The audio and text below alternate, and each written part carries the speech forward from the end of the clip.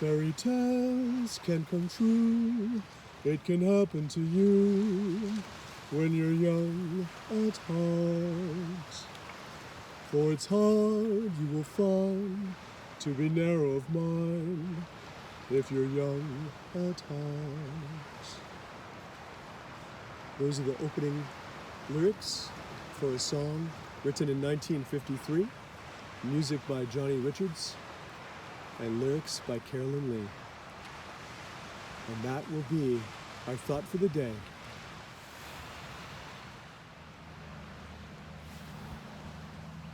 We come in peace, we look for and see the good in others, and we train in mutual respect. Aloha e malama pono, and welcome to day 4 of COVID-19 training. The lyrics to the song, Young at Heart, are important because when we look at difficult times, if you look at things with that sense of childlike wonder and see the silver lining in every cloud, you'll get through each day much better. If you can, try to get a little vitamin D, even if that means climbing up on your rooftop for a few moments to remind yourself about the world around you and how we're all connected. Today we have something special for you. This is the first time that I am not alone in making these presentations, and that's because Nate and Kendall and I just completed our 14 days of quarantine. Today is the first time we're actually able to train together, which we're going to do something pretty fun that you can share in as part of your training today. As you can see, even though we're out of quarantine, we're still maintaining social distancing, which means we're at least 6 feet apart from each other. All right, so now, because we care about you really being able to learn this, and because we've been through quarantine together, we'll share with you these techniques in real distance. Now, before you do any of these techniques, in an ideal world, you don't just use social distancing, you use tactical distancing. And what I mean by that is if I don't know this person and they're moving inside that range, then as soon as I feel that, I want to change the distance, put up a fence, and address it. So as Kendall approaches me from behind me, hey, please stop. You're encroaching on my social distancing. Now, even though I said that with a little bit of sarcastic voice, that's a real thing. So technique 0 should be avoidance of any conflict whatsoever. Now, let's say he doesn't mean to, but Nate's walking by and he's coming a little too close to me. So I'm going to move out of the way. So I'm going to use tactical distancing, not just social distancing, to be able to maintain a safe distance. And that's not just for yourself. You could have your significant other or a child with you, and then you would move them out of harm's way as well. So that's technique 0, is you're only safe when you're too far away. Now, your other alternative is if you actually do have to make contact. So our first technique, Nate comes at me to grab me by the face and cough on me with his evil virus. I'm going to parry with a paktan, kick him in the groin as his weight comes forward, strike the leg, and safely move away. All right? In our second technique, I can't get out of the way because the attack is a haymaker instead of a straight attack. So I can't go too far away, so what's our alternative? Well, we're only safe too close and too far away. So if I can't get too far away, I want to be too close. So as the haymaker comes in, I'm going to move into him, striking his shoulder and forearm. Strike the side of the neck at the pressure point, move into his space, and throw. Now, gravity is my friend in this situation. So I take him down to the earth, do what I gotta do to eliminate the threat, and then safely get out of the way, all right? Now, in our third scenario, this is third-party protection. So this time, Nate is my friend, but evil Kendall is sneaking up behind him, all right? So, to do third-party protection, I'm going to flank on angle, and I'm going to underhook and overhook so that Kendall can no longer strike Nate. Then I'm going to knee or hip bump to change his level, move my arm in around the neck, and then I can finish the rear naked choke. If need be, I can strike the knee, and now I compress until he passes out. When he passes out, we then put him in the rescue position to make sure to protect him so that he can't choke on his tongue. So that's our third scenario, up close and personal. Now here's the beautiful thing. Even though we're maintaining social distancing, we're still going to be able to train. We're going to do a fun little exercise that we created just for you, and it's called social distancing sparring. This way, you can train your self-defense techniques as well as spontaneous reactions to techniques while maintaining your social distancing. So first, I'll give you an example for technique. Let's say that there was a bad guy who was coming up to you going, "I have the virus, I'm gonna get you!" And they came within your 6-foot threshold at too quick a rate for you to get out of the way without touching them. So as they come in, what we're going to do, and Nathan and Kendall are going to join me in demonstrating this, is we're going to step off angle to get out of the way, pak tan, grasp their arm, then we're going to kick the groin, pull the arm down, and as their body weight shifts, we can strike the leg and be able to safely escape.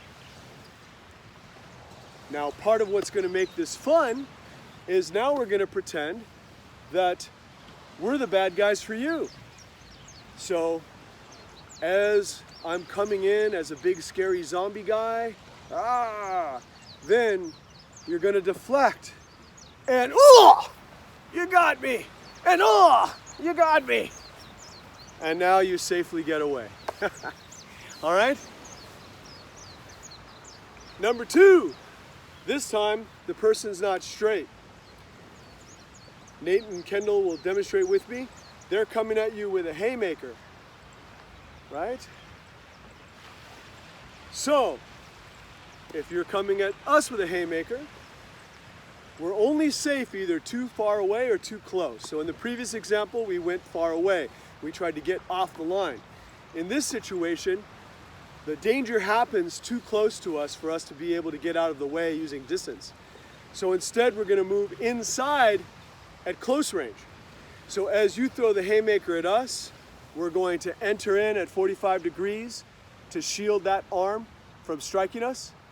We're going to strike the side of the neck, and then from here, we're going to knee the groin, come in, set up our hip throw, and toss you over. So now, guess what you get to do? You get to do that to us. So here we are, we're coming in, we're swinging at you. Ooh, you deflected. Ooh, you hit us in the neck. And whoa! You threw us. All right, so example number 3, e kahe ilua e kolu. Example number 3 is that now we're in a third-party protection situation. Someone else is potentially attacking a loved one. So what we're going to want to do is defend the third-party protection. So the situation is such that someone's about to attack your loved one. So you're going to come up behind them and underhook and overhook. As you do that and pull them back, you can use your knee and the tailbone to make them off balance. Move your arm in so that the V-notch of your arm is on the carotid artery and jugular veins. Set up your rear naked choke, continuing to pull them off balance. If needed, you strike the back of the knee, and then you're going to crunch.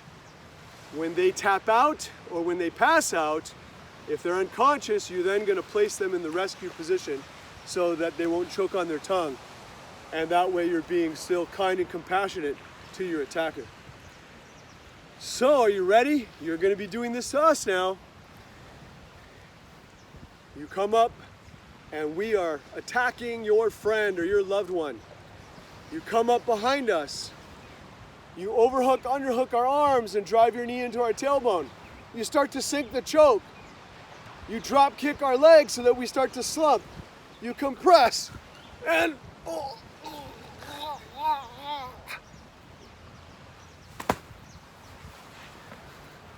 then you make sure that we're in the rescue position so that we're safe for when EMS, as personified by Kendell, arrives on the scene. All right?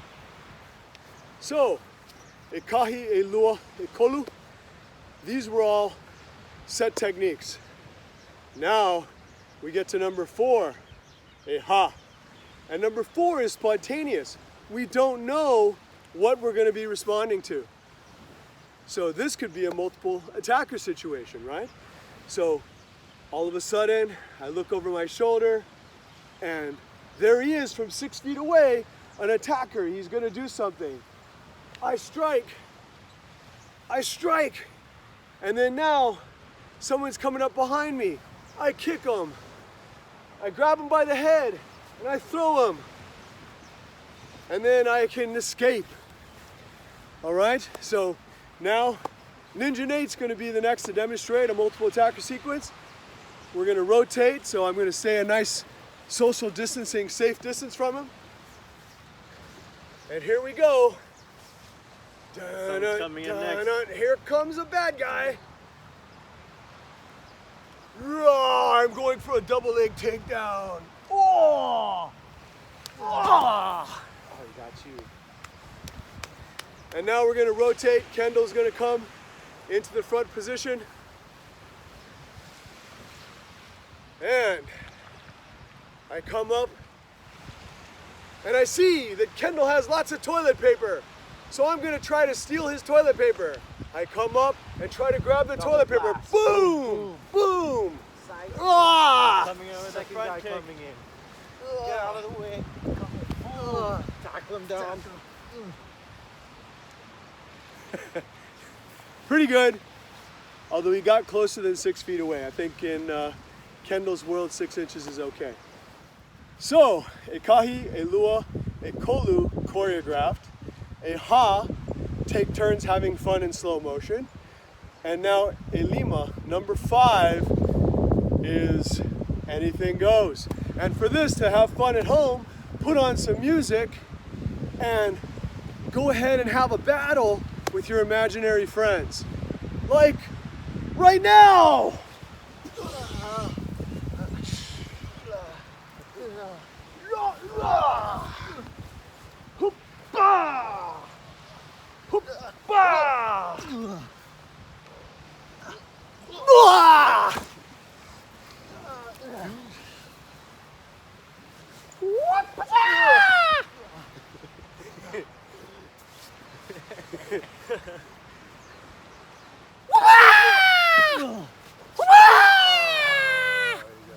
What's up?